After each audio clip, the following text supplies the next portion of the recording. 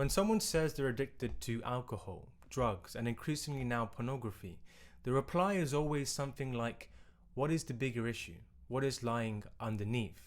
But I found it to be way too vague. The question should not be, what is the bigger issue underlying all of this? But instead, what are you running from? What are you ignoring in your life that is enabling your substance abuse? And that is a question I haven't asked myself. Now, in moments of desperation, when urges hit, or when I have some deep need to distract myself with anything to get away from my work, the question I'd always ask myself is, how can I abstain from this? How can I get away from this urge? How can I handle myself in this situation? But that's the wrong question, and I'm learning that very, very painfully.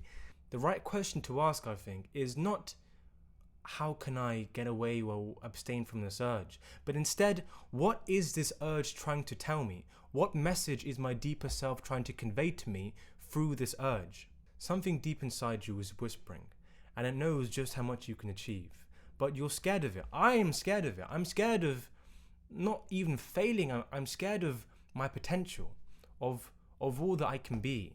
That is the most terrifying thing. And so I go to addictive substances or all kinds of distractions just to get away from that fact, and I'm sick of it. Targeting the specifics of the addiction itself is the wrong way of going about it. What I'm learning now is that all these energies inside of you, your potential, and all the stuff that wants to be manifest into the world, if they are repressed, if they, out of fear, are kept within your body, they don't just stay there, they rot.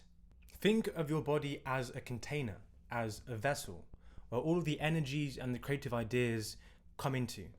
If out of fear of failure, or even fear of success, fear of our highest potentials, we leave them in there, they want to come out, they want to be shared with the world, but we're too scared to do that.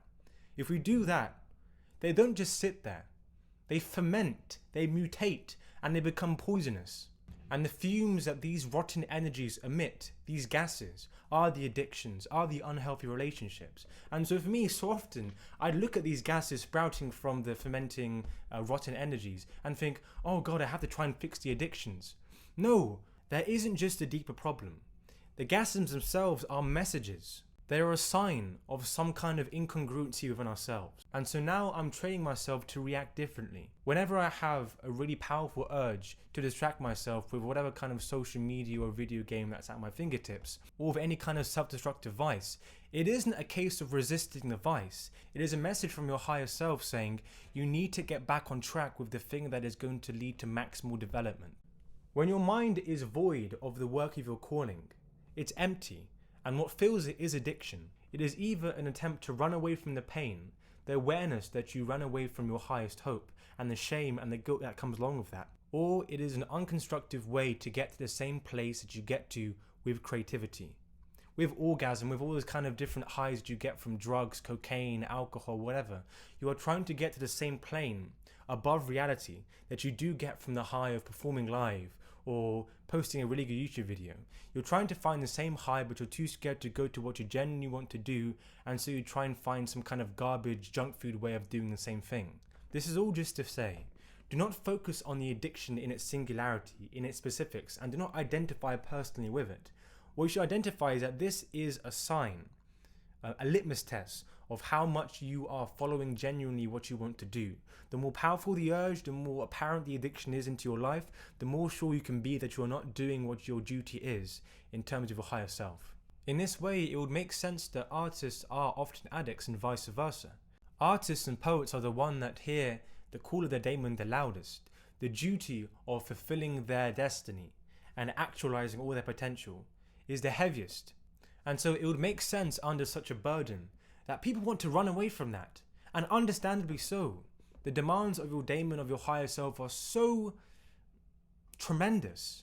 This video is coming as a burst of inspiration, a burst of all the stuff that I've been trying to run away from is trying to manifest itself in this video. Though a big thing that I am learning is that this is a daily battle. So I'm urging myself, as well as other people, in times of being tempted with addiction, not to ask ourselves, how can I try and resist this urge? But instead, how can I move one step closer towards my North Star today? How can I lay that one brick in the construction of my inner castle. It draws away from the idea of protecting yourself and to the idea that it takes courage to curate and that you must have that necessary courage each and every day.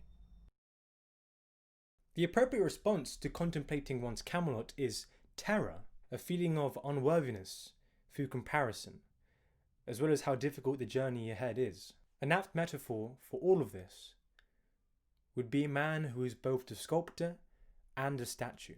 The Camelot model would translate itself as life starting as a block of marble.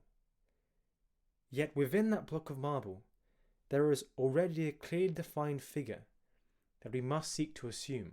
Our job as people, as both the sculptor and the statue, is to not only bear the pain of overcoming ourselves, chipping away at dysfunctional parts of our lives, but to also pay close attention to when the chipping of the marble sounds different than usual, indicating that we are nearing the border of our fully realized self. I think all people are subconsciously aware of the figure that resides in their individual block of marble, but the majority do not sculpt nearly as much as they should, or rather distract themselves, carving elaborate shapes and characteristics that may fall externally, but never internally.